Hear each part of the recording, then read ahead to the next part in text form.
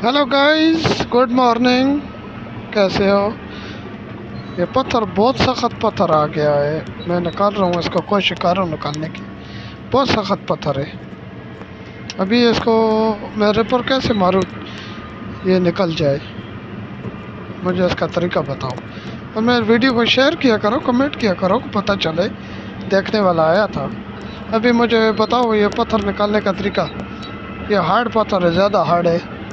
इसको मैं कैसे निकालूँ? मुझे तरीका चाहिए जल्दी।